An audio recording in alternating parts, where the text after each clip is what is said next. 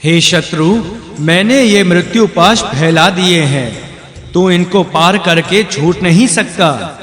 यह कूट इस शत्रु सेना का हजारों की संख्या में संचार करे।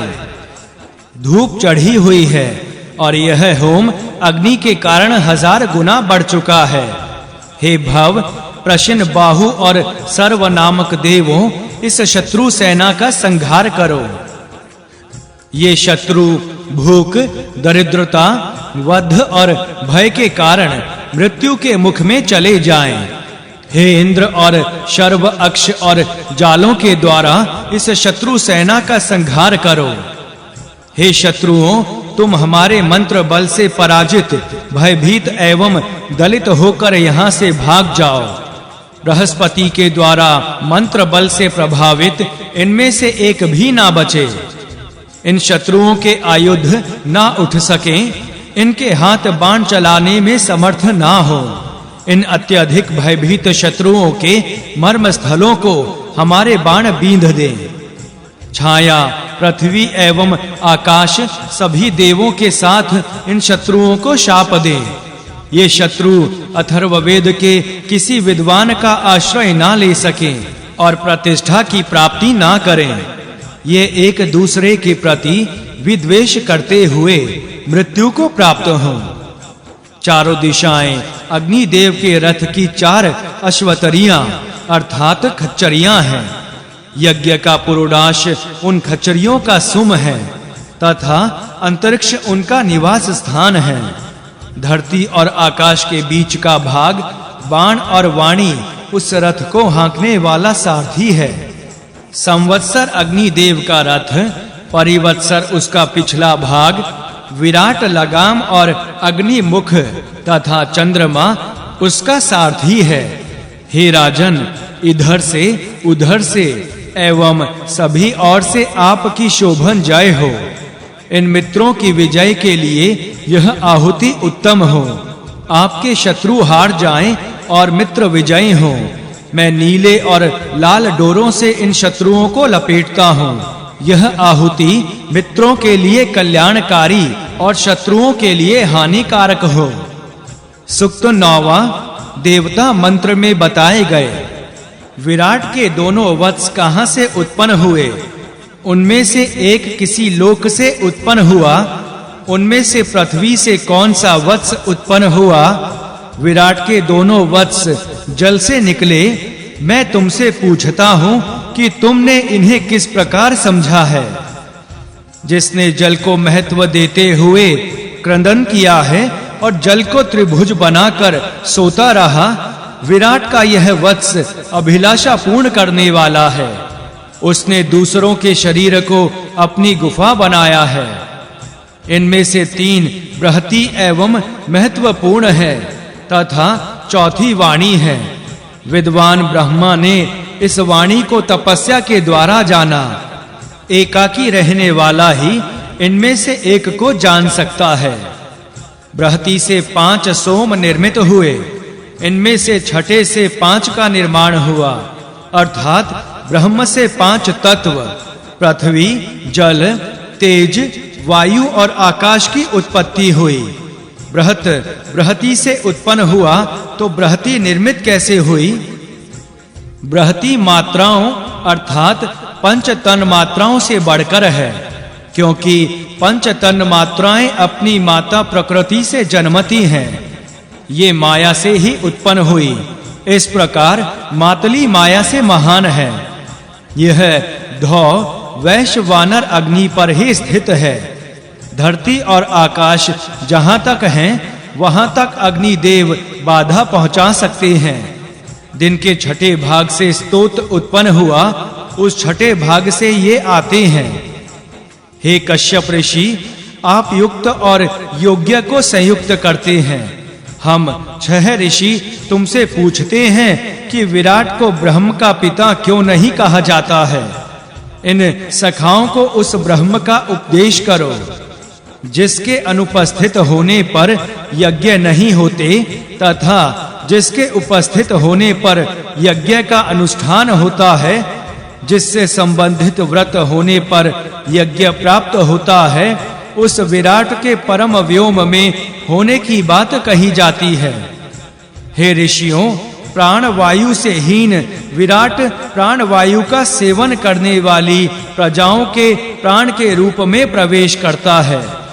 इसके पश्चात वह स्वराज को प्राप्त होता है।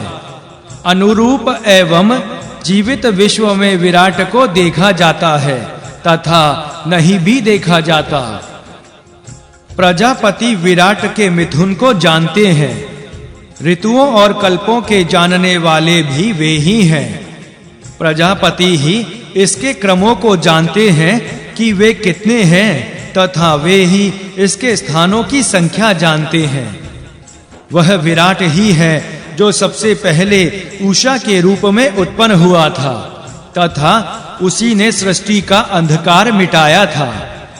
विराट से संबंधित उषा ही समस्त उषाओं में प्रवेश करके प्रकाश करती है। सोम, सूर्य, अग्नि आदि सभी देव विराट के अधीन हैं। विराट रूप उषा ही सूर्य की पत्नी है। वृद्धावस्था को प्राप्त न होने वाले छंद पक्षी उषा रूपी विराट के प्रकट होते ही समान कारण का अनुसरण करते हैं। सूर्य की पत्नी उषा ज्योति के वीर्य को जानती है। सूर्य, चंद्र एवं अग्नि ये तीनों सत्यों के मार्ग पर चलते एवं शक्ति के अनुसार अपने धर्म का पालन करते हैं। इनमें से एक की शक्ति ऋत्विजों को प्राप्त करती है, दूसरी शक्ति बल की वृद्धि करती है और तीसरी शक्ति राष्ट्र की रक्षा करती है। अग्नि तथा सोम ने एवं यज्ञ की कल्पना करते हुए ऋषियों ने उस शक्ति को धारण किया जो चौथी थी। इसके पश्चात उसके गायत्री, त्रिष्टुप, जगती, अनुष्टुप और अर्की नामक पद्य बनाए गए। 5 शक्तियों के अनुकूल 5 दोहन, 5 गायें एवं 5 ऋतुएं बनाई गईं। 5 दिशाएं इन 15 अर्थात 5 दोहनों, 5 गायों और 5 ऋतुओं के द्वारा समर्थ हुई।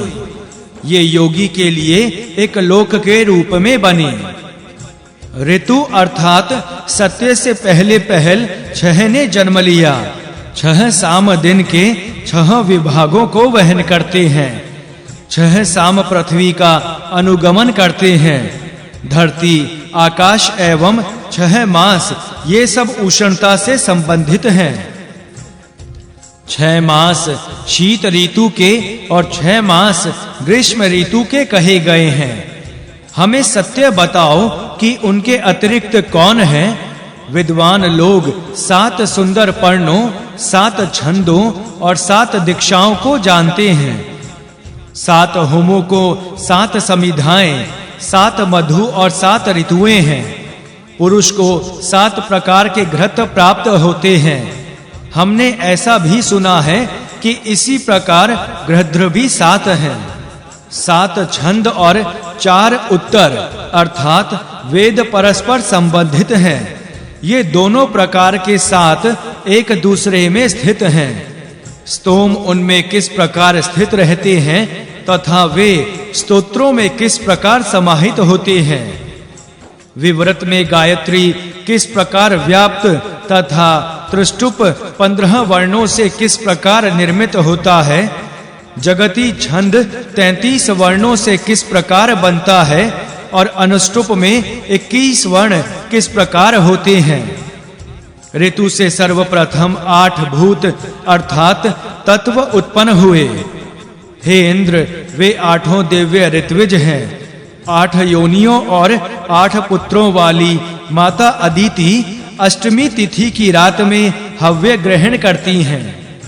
इस प्रकार तुम्हारा समान जन्मा मैं तुम्हारी मित्रता प्राप्त करके सुखी हूँ और अपने को श्रेष्ठकर मानता हूँ। कल्याण करने वाला यज्ञ ही तुम सबको जानता हुआ सर्वत्र संचरण करता है। इंद्र की 8, यम की 6 और ऋषियों की 77 जड़ी बूटियां हैं। इन जड़ी बूटियों को और मनुष्यों को 5 जल सींचते हैं। पहली बार बच्चा देने वाली गाय ने इंद्र के लिए अमृत रूपी दूध दिया। उसी दूध से इंद्र ने देवों, मनुष्यों, ऋषियों एवं असुरों इन चारों को तृप्त किया। वह गाय कौन सी है, एक ऋषि कौन है, उनका स्थान क्या है और आशीर्वाद क्या है? पृथ्वी पर एक व्रत और एक ऋतु ही पूजनीय है। वह कौन सी है? वह धेनु एक ही है। वह ऋषि भी अकेला ही है। वे धाम और आशीर्वाद भी एक ही प्रकार के हैं। पृथ्वी पर एक व्रत और एक ऋतु ही पूजनीय है। इनसे बढ़कर कोई भी नहीं है।